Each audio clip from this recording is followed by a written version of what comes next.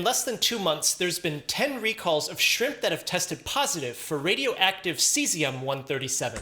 Alright, Cesium-137, so that's a fission product, a beta emitter with a 30-year half-life. But tested positive does not mean dangerous. You can detect cesium at levels in the picocurie per kilogram range. A banana has more measurable radioactivity than these shrimp likely did. We have a better idea now of why it happened. The shrimp came from one company in Indonesia. 2 miles from the shrimp facility is a steel plant. It's here where they smelted scrap metal to manufacture steel. The problem is... So that's plausible. Steel recycling has occasionally picked up sealed medical sources where Cesium-137 was used. That scrap was contaminated with radioactive Cesium-137. The radioactive dust from the smelting created a Cesium-137 plume all over the entire island, settling Not all of that was Cesium-137. into a shrimp processing facility not even 2 miles away. How did that scrap get cesium? In 1987 Brazil, 50 people were accidentally exposed to a scavenged medical radiation source of Cesium-137. Correct, but that was a concentrated medical source with curies, not picocuries, of activity. And there's no way that ended up in Indonesia. This was a radiation machine typically used for cancer, and this was started by Cancer treatment. 2 guys who were looking for scrap metal. So a salvaged hospital radiation machine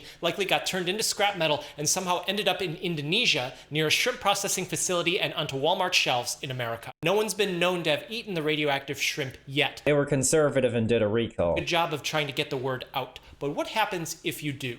No, you're not going to look like Alien, especially one that's on 3i Atlas right now. You actually won't even notice it at first. Radiation sickness Look at those mushroom clouds in the background. takes some time to appear. In high doses, it can look like burns. It develops over days. If you ate it, You wouldn't get enough dose to get radiation sickness, though. But he's talking about the accident in Brazil. your teeth could fall out. Your jaw could fall off. Now he's merging that with the Radium Girls, which was a completely different radioisotope in a completely different time period. You wouldn't get this much dose from even an unshielded source to cause your jaw to fall out. And you're in big trouble if these things happen.